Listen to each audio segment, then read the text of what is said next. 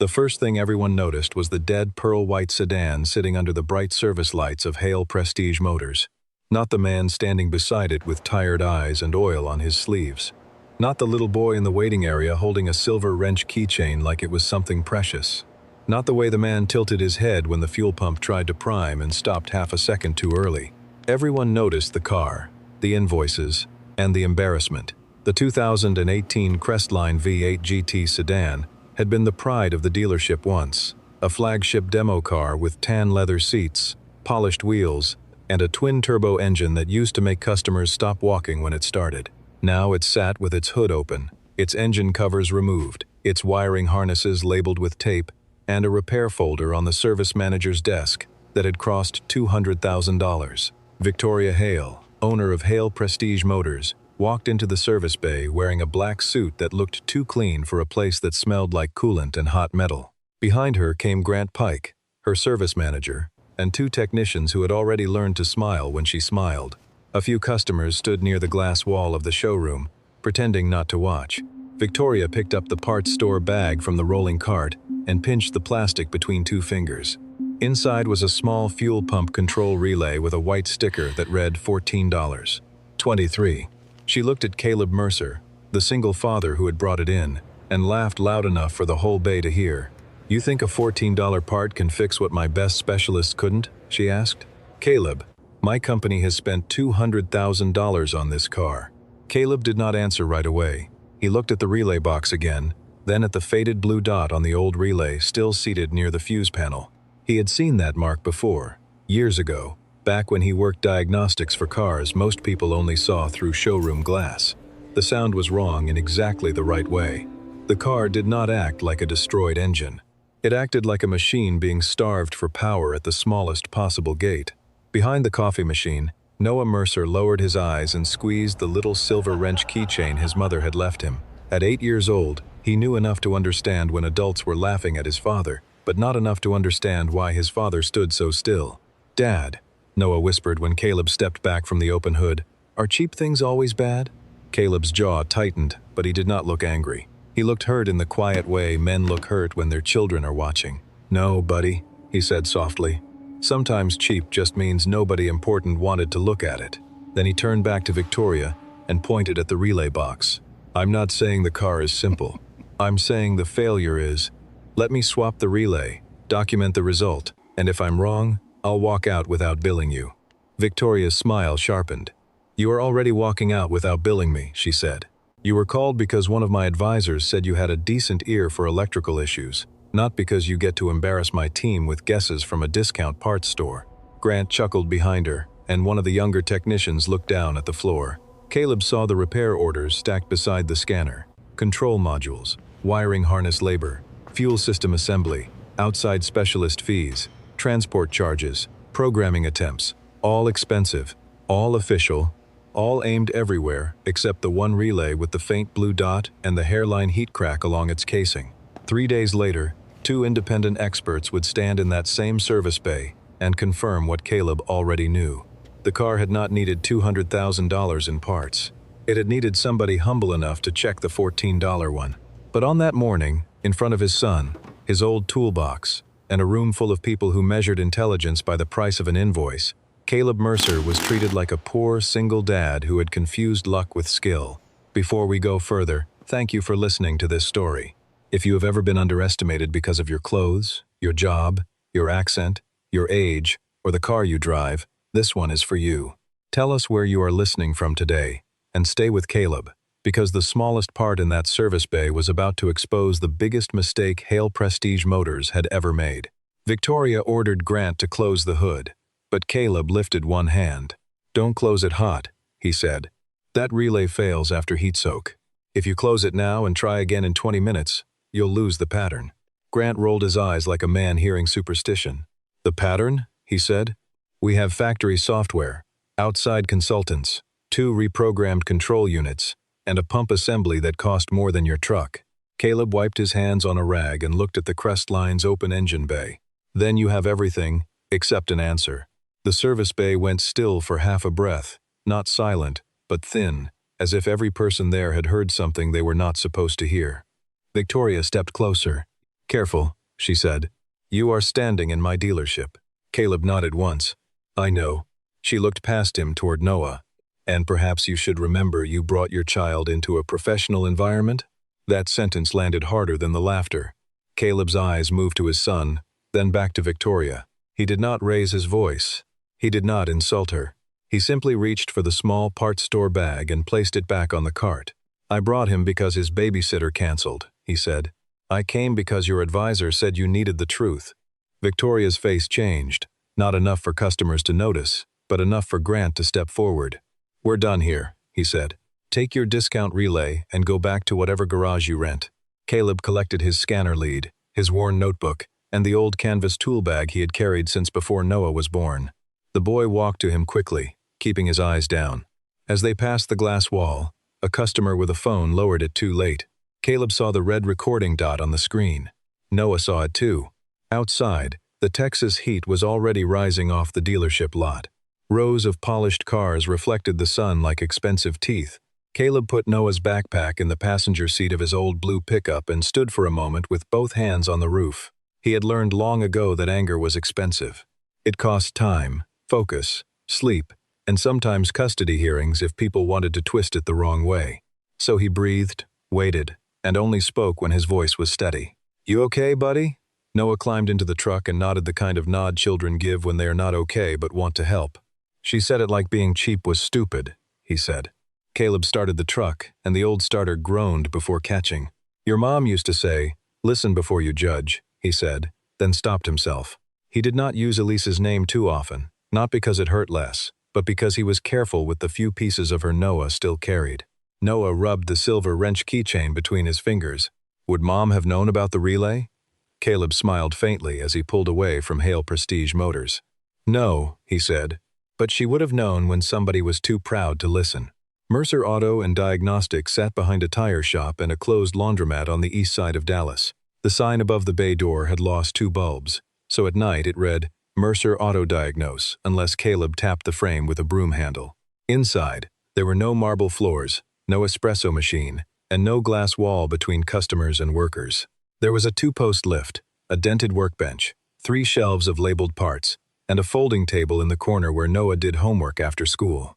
Caleb had built the place slowly after Elise died in 2022, 1 customer, 1 late payment, and 1 honest repair at a time.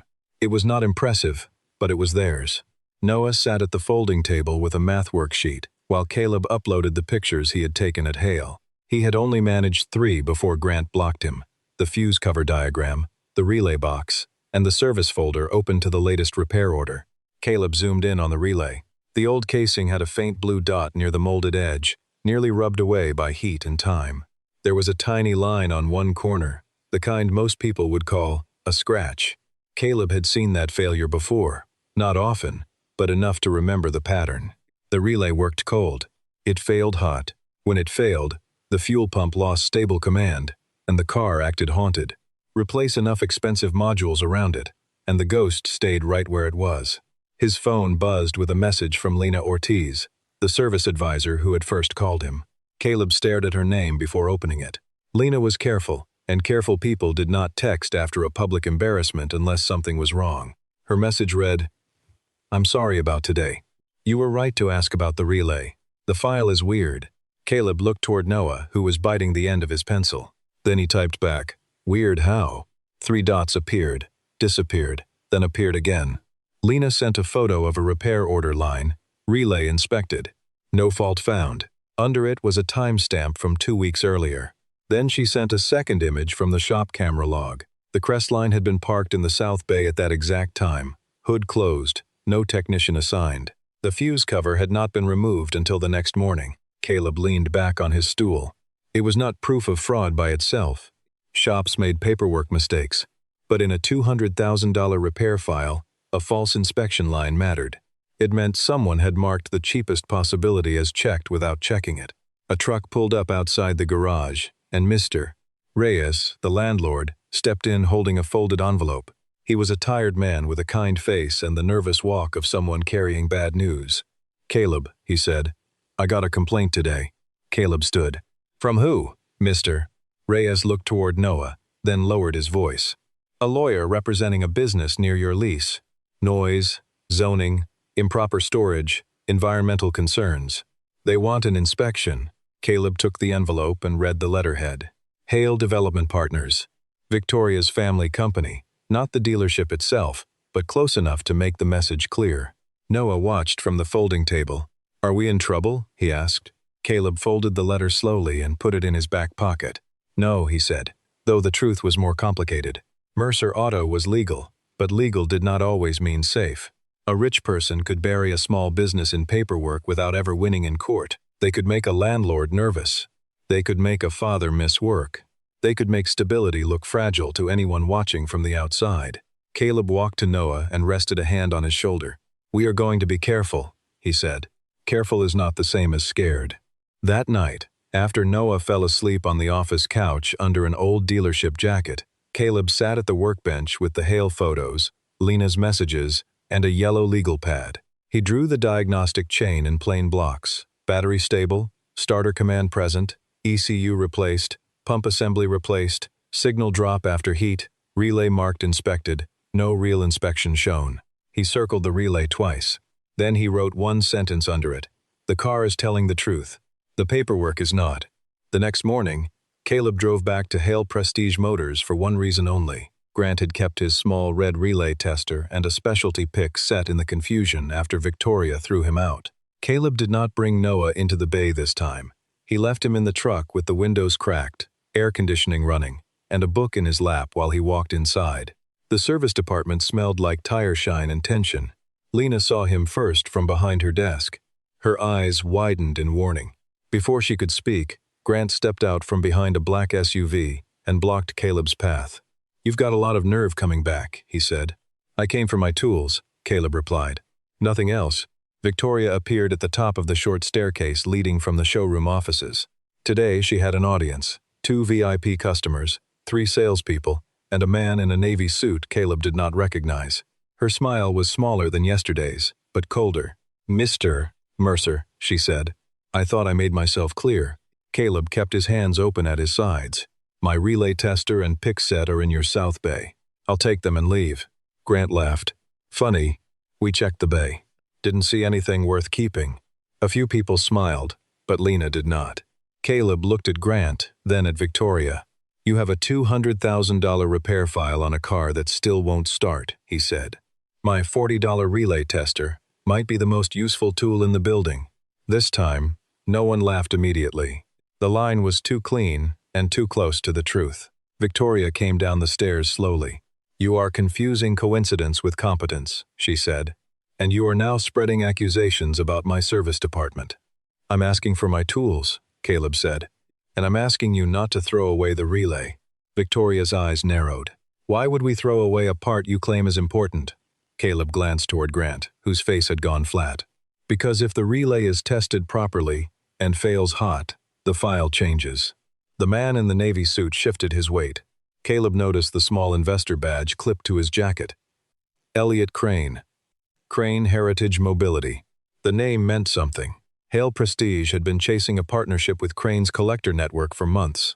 Suddenly, the clean suits, the polished demo cars, and the panic around the dead Crestline made sense. The sedan was not just a broken car. It was a stage prop for money Victoria could not afford to lose. Lena stepped out from behind her desk, holding Caleb's red relay tester and pick set. Her hand trembled slightly. These were logged and lost tools, she said. I signed them out.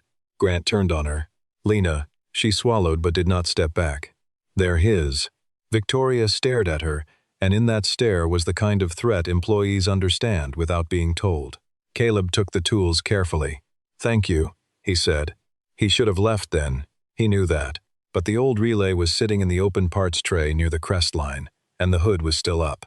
The engine bay had cooled overnight, which meant the relay might test fine. Caleb looked at it, then at the portable heat gun on a nearby cart, then at Lena's frightened face. Give me 2 minutes on the bench, he said. No car. No tampering. Just the relay, my tester, and your staff watching. Grant scoffed. Absolutely not. But Elliot Crane spoke before Victoria could. What does a bench test risk? He asked. Victoria's smile tightened. It risks encouraging nonsense. Elliot looked at the dead pearl-white sedan, then at the thick repair folder. With respect, Victoria, nonsense appears to be winning already. That was how the first silence began.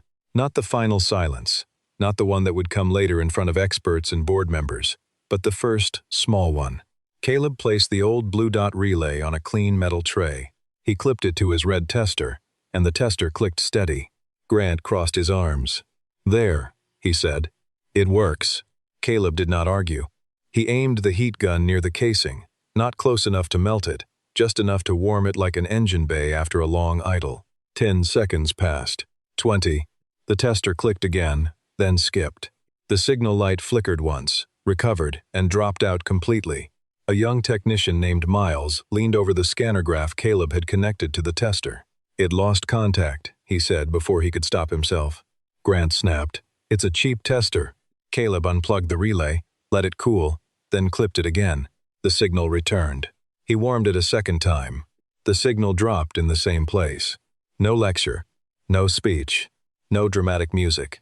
Just a small plastic cube failing under the condition everyone had written around for 4 months. Caleb looked at the room and said quietly, "It was never the whole car." For a few seconds, nobody moved. Lena's eyes shone with fear and relief at the same time. Miles stared at the relay like it had personally insulted his training. Elliot Crane looked from the part to Victoria, and Victoria looked at Grant. The old power order in the room shifted by 1 inch, and everyone felt it. Then Victoria took that inch back with force. "A bench trick does not prove my sedan is fixed," she said. "And it certainly does not prove you are authorized to touch my inventory." Caleb nodded. "You're right. It proves the relay fails hot. The next step would be a documented swap with witnesses." Grant stepped forward. "The next step is you leaving before we call security." Victoria lifted one hand to stop him, but her eyes stayed on Caleb. She had realized something Caleb already knew. If she threw him out now, Elliot Crane would remember the relay failing on the bench. If she let him continue and he was right, she would lose control of the story. Pride had brought her to a corner with glass walls. "Fine," she said at last. "You want witnesses? Tomorrow morning." "Mr. Crane's inspection was scheduled for Friday, but since you're so confident, we'll move the demonstration up. You will attempt your little $14 miracle in front of everyone." Caleb shook his head. "Not like this." Victoria's expression hardened. "Excuse me? If I touch that car," Caleb said, "there will be a written consultant agreement, liability protection, video record, board witness, payment terms, and custody of the removed relay as evidence. I'm not letting your service manager blame me for 4 months of mistakes." Grant's face reddened. "You don't get to make demands here." Caleb picked up his relay tester and placed the failed relay back on the tray without taking it. "Then I don't touch the car." Victoria stepped close enough for Caleb to smell her perfume over the oil and heat. "Mr. Mercer, if you fail tomorrow, I will make sure every customer in Dallas knows you tried to shake down a dealership with a parts store toy. And if your garage has zoning problems, I will not be surprised." Caleb thought of Mr. K. Reyes's envelope. He thought of Noah in the truck. He thought of Elise, not as a ghost, but as the part of his life that had taught him to stay gentle without becoming weak. Elliot Crane looked between them. "Victoria, if this happens, I want it clean. Paperwork, cameras, no missing parts." Lena lowered her gaze, but the corner of her mouth moved like she had been waiting for someone with power to say that. Victoria did not answer him. She kept staring at Caleb, expecting him to fold under the weight of lawyers, money, reputation, and fear. Caleb picked up the sealed $14 relay from his bag and held it in his palm. It looked too small to carry that much tension. "Tomorrow morning," Victoria said, "my legal team will prepare the paperwork." Caleb put the relay back into the bag, zipped his tool pouch, and turned toward the exit. At the glass doors, he stopped and looked back at the dead pearl-white crest line, the car everyone had called a money pit because no one wanted to admit the smallest part had been ignored. Then he looked at Victoria and spoke calmly enough for the whole service bay to hear. "Not your paperwork," Caleb said. "Mine." By the time Caleb Mercer returned to his garage that afternoon, the sealed $14 relay felt heavier than any expensive part he had ever carried. Noah was waiting by the office desk with his homework open, but his eyes went straight to his father's face. Children learn to read adults before they learn to read contracts. Caleb hung his tool bag on the bench and placed the relay in the center of a clean white towel, still inside its small parts store bag. Then he opened the envelope from Mr. Reyes, Lena's screenshots, and a blank consultant agreement template sent by a customer who happened to be an attorney. He did not celebrate the bench test. He did not tell Noah they had won. He knew better than that. A small truth had appeared in a rich room, and rich rooms had ways of pushing small truths back into the dark. That night, Caleb wrote the terms slowly. Full video record. Board witness present. Removed part preserved in a signed evidence bag. No disposal of replaced components. No blame transfer for prior repair attempts. Diagnostic fee payable if the failure was confirmed. Additional fee if Hale Prestige Motors used his findings for insurance, investor, or warranty claims. Liability limited to the documented relay replacement only. He read each line twice, then sent it to the attorney, who wrote back with 3 changes and 1 warning. Do not touch that car, unless every witness signs before you open the hood. Caleb looked at Noah asleep on the office couch, the silver wrench keychain resting near his small hand, and whispered, "That's the plan." Near midnight, Caleb's phone buzzed with an unknown number. For a moment he thought it might be Victoria's legal team, but the voice on the other end was older, calm, and precise. "Mr. Mercer, this is Martin Voss. Lena Ortiz sent me your thermal note and the relay photographs." Caleb sat straighter. Dr. Martin Voss was not famous to ordinary drivers, but among diagnostic technicians, his old training bulletins had traveled farther than most advertisements. "I'm sorry she pulled you into this," Caleb said. Voss gave a dry little laugh. "She did not pull me. That blue dot did." There was a pause, then the sound of papers moving. Early 2018 supplier batch. Not a recall. Too intermittent, but I saw 6 field failures with heat soak. If your relay has the casing crack you described, preserve it. Do not let anyone throw it away. Caleb closed his eyes for 1 second. Not relief exactly. Confirmation. "Will you put that in writing?" he asked. "I will do better," Voss said. "I am in Fort Worth for a training audit. If Hale Prestige Motors is about to stage a public demonstration in front of an investor, I can be there by 9. Caleb looked at the small relay on the towel. "They won't like that," Voss answered. "People rarely like the moment an inexpensive answer walks into an expensive mistake." Morning came with a gray sky and a hard wind pushing dust across the dealership lot. Hale Prestige Motors looked perfect from the road. Glass walls, polished signs, cars arranged like jewelry. But when Caleb pulled in, the service entrance was crowded in a way that made perfection look nervous. Elliot Crane stood near the South Bay with 2 assistants. A board member Caleb had never met, Diane Whitaker, waited with a tablet in her hand. Victoria stood beneath the service clock, composed and bright-eyed, the way powerful people look when they have decided fear is something only other people should show.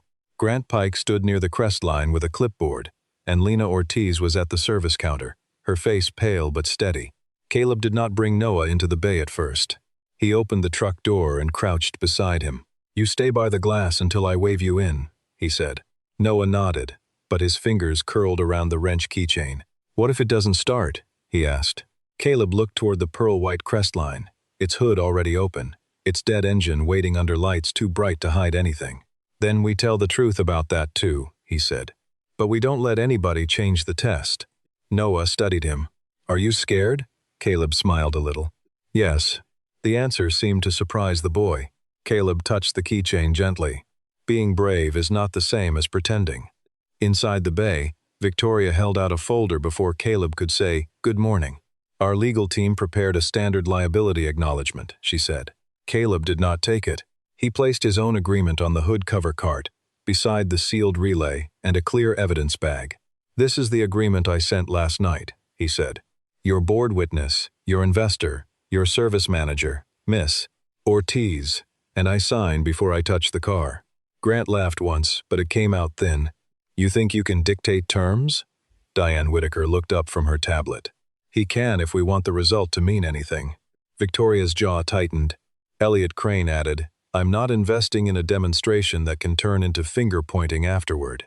For the first time since Caleb had met her, Victoria had to accept a condition she did not control. One by one, the signatures went onto the page. Caleb photographed the sealed relay bag, the old relay in the fuse box, the repair folder, the service clock, and the faces of the witnesses. He spoke each step out loud, not dramatically, but clearly enough for the camera Lena had set on a tripod.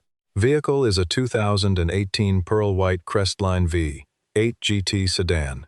Complaint is intermittent, no start and heat-related stall. Prior repair file indicates multiple modules, fuel system assembly, wiring labor, and outside consultation. Proposed test is replacement of fuel pump control relay with sealed retail part, $14.23. Removed relay will be preserved. Victoria crossed her arms. Are we repairing a car or filming a documentary? Caleb looked at her, then back at the fuse box. We're making sure the truth can't be edited. That sentence stayed in the air longer than she liked. Caleb reached for the old relay, but before his fingers touched it, Grant stepped in. I'll remove it, he said. Our inventory, our procedure. Caleb withdrew his hand. No, he said. Agreement says I remove and bag the component under witness. Grant's face reddened. You're not a dealership employee. Diane Whitaker looked at the signed paper. Today, he is an authorized consultant for this diagnostic procedure. Grant stepped back, but his eyes moved toward the trash bin near the workbench. Caleb noticed. So did Lena. The old relay came free with a small plastic click. It was nothing to look at. No gold, no rare stamp, no dramatic broken wire hanging loose. Just a small black cube with a faded blue dot and a hairline crack near the corner. Caleb held it up for the camera, then placed it in the evidence bag, without letting it leave the frame. Lena sealed the bag and signed across the tape. Miles, the young technician who had spoken during the bench test, added his initials when Diane asked for a second staff witness. Grant watched with a tight mouth. Then Caleb opened the sealed parts store bag. Victoria looked almost offended by how ordinary it was. $14.23 of plastic and metal, purchased under fluorescent lights from a counter clerk who had no idea his receipt would end up in front of investors. Caleb seated the new relay, checked the fuse cover diagram, connected the scanner, and stepped away. Initial key cycle, he said. Do not start yet. He turned the key to accessory. The fuel pump primed. This time the sound was clean, even, complete. Caleb did not smile. He watched the scanner line. Stable, stable, stable. Start it, Elliot said quietly. Caleb waited. Not yet. Victoria gave a short laugh, but there was no humor in it. Of course. Now he delays. Caleb ignored her and kept his eyes on the temperature reading. The failure was heat-related. The old relay failed after heat soak. We document cold behavior first, then warm behavior. If we rush, you can call it luck. Doctor. Martin Voss entered the bay just as Caleb finished speaking. He wore a brown jacket, carried a small inspection case, and had the patient walk of a man who had spent a lifetime watching people blame machines for human pride. He greeted Diane first, then Elliot, then Caleb. When Victoria asked who had authorized him, Diane answered, I did. Voss examined the evidence bag without opening it. He leaned close to the faded blue dot in the crack, then looked at the service folder. This car has had 2 control modules? He asked.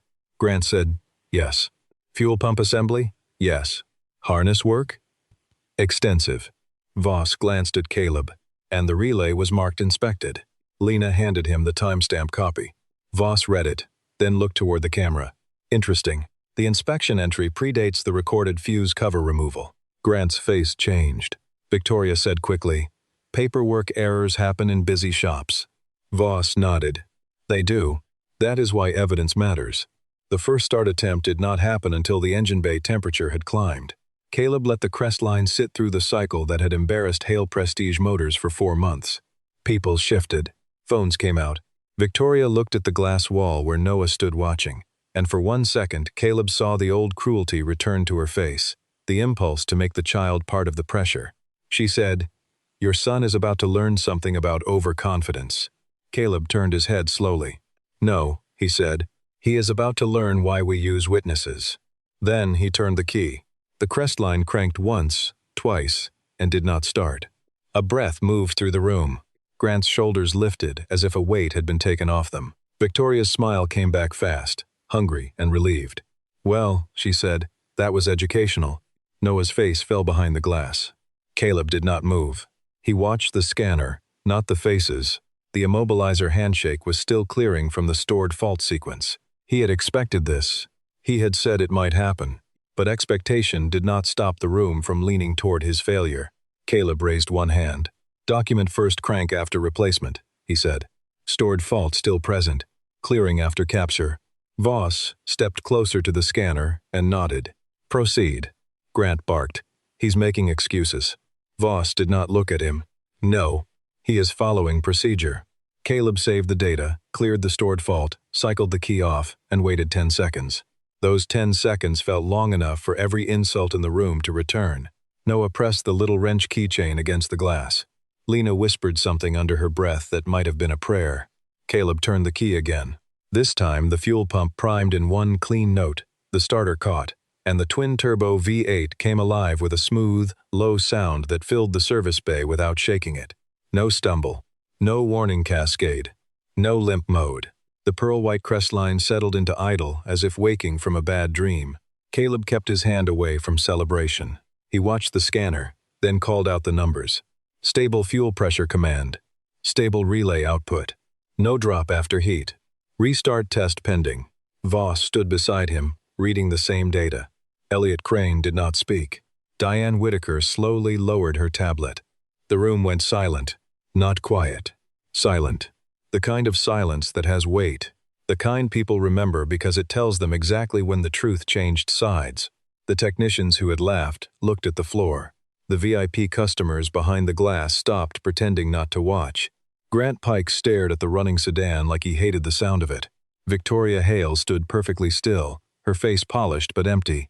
Caleb shut the car off after the documented idle period, waited, then restarted it. Clean again. He repeated the heat cycle. Clean again. Voss finally opened the evidence bag with Diane watching, inspected the old relay under a magnifier, and pointed to the crack. Thermal expansion at the casing edge, he said. Unstable internal contact.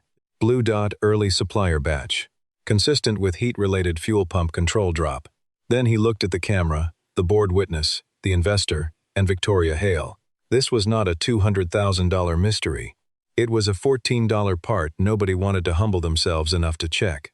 No one needed him to say more, but he did. He lifted the old relay in gloved fingers. This $14 part defeated $200,000 of pride. That was the final silence. Victoria recovered first because people like her train themselves to recover in public. We will of course review the process internally, she said. I appreciate Mr. Mercer's participation. It was a careful sentence, built to sound like generosity. Caleb looked at her, then at Lena, then at Noah behind the glass. Participation? He asked. His voice was not loud. That made it harder to dismiss. Yesterday you laughed at me in front of my son. You threatened my garage. Your manager tried to control the removed part. Your file marked a relay inspection that camera logs say did not happen. Don't call this participation. Diane Whitaker closed the folder in her hands. Victoria, Service Division Authority is suspended pending audit. Grant spun toward her. You can't be serious. Diane looked at him. Mr. Pike, you are suspended pending review of the repair file and evidence handling concern. Elliot Crane removed his investor badge and placed it on the counter. Crane Heritage Mobility will pause all partnership discussions with Hale's service division, he said. I am not interested in prestige without discipline. Victoria's lips parted, but no polished sentence came out. The insurance investigator, who had been quiet beside Elliot's team, requested copies of the repair orders and the video record. Diane agreed. Lena's hands shook when she handed over the timestamp file, but she did not lower her eyes this time. Miles stood beside her. Caleb saw that small shift and understood it mattered. Justice in a room like that was not always thunder. Sometimes it was one employee no longer standing alone. Victoria turned to Caleb as if speaking to him cost more than money. Your diagnostic fee will be processed, she said. Caleb nodded. And the consultant terms? Diane answered before Victoria could. $75,000 for confirmed diagnostic correction and documented use of findings. 12-month pilot diagnostic contract offered directly to Mercer Auto, subject to standard insurance verification. No contact with your landlord, no zoning complaint from any Hale-related entity, and a written correction added to the service file. Caleb did not smile. He had learned that dignity was quieter than victory. Put it in writing, he said. Noah came into the bay only after Caleb waved him forward. The boy walked carefully, as if the polished floor belonged to people who might still laugh. He stopped beside his father and looked at the running crestline, Then, at the evidence bag, with the old relay inside. "That little thing did it?" he asked. Caleb crouched, so they were eye to eye. "That little thing told us where to look," he said. "The truth did the rest." Noah frowned. "So cheap things can matter?" Caleb's face softened. Around them, adults pretended not to listen. "Small things matter," he said, "especially when everybody important ignores them." Noah looked at Victoria. She stood a few feet away, stripped of the easy power she had worn like perfume. For a moment, Caleb thought she would say nothing. Then Diane cleared her throat. Victoria looked at the boy, not the camera, not the investor, not the board member. "I was wrong," she said. The words came stiff and unwilling, but they came. "I should not have spoken to your father that way." Noah did not know what to do with an apology from someone who still looked proud. He looked at Caleb. Caleb nodded once, giving him permission not to carry the anger. "Okay," Noah said quietly. It was not forgiveness exactly. It was the answer of an 8-year-old who had seen enough for one morning. 1 week later, the broken bulbs on the Mercer Auto and Diagnostic sign were replaced. At night, every letter glowed. The zoning complaint disappeared after a formal letter from Hale's board. Mr. Reyes came by with coffee and pretended he had not been worried. Lena sent Caleb a message saying she had accepted a compliance role under Diane's audit team. Miles brought his old pickup in for a real diagnosis and paid full price without asking for a discount. The 12-month contract did not make Caleb rich overnight, but it made the garage stable. Stability, to a single father, could feel bigger than a jackpot. The pearl-white Crestline 5.8 GT sedan returned to service after a full audit, not as a miracle car, but as a reminder no one at Hale Prestige could ignore. A copy of the old relay photo went into Caleb's office drawer beside Elisa's insurance papers, Noah's school pictures, and the first receipt from the day he opened the garage. Caleb did not frame the $75,000 settlement check. He deposited it, paid bills, replaced the lift cables, and bought Noah new sneakers without waiting for the old ones to split. On Friday evening, Caleb and Noah closed the garage together. The Texas sky was purple over the rooftops, and the new sign hummed softly above them. Noah held the silver wrench keychain up to the light. "Mom said listen before you judge, right?" he asked. Caleb looked at the little piece of metal in his son's hand and felt Elisa's memory pass through the moment. Not heavy this time, but warm. "She did," he said. Noah thought about that, then looked back through the office window at the workbench, the scanners, the shelves, and the place his father had fought to keep. "That lady didn't listen," he said. "No," Caleb said, "but you did." Noah smiled a little, proud in a way that did not need noise. Caleb locked the bay door and rested one hand on his son's shoulder. Somewhere across town, a dealership board was still sorting through invoices, apologies, and expensive mistakes. But here, outside a small garage with fresh bulbs in the sign, a father and son stood beside an old blue pickup that started on the second try and belonged completely to them. Some people need a fortune to feel important. Caleb Mercer only needed the truth, a quiet hand, and a son who finally understood why his father never had to shout.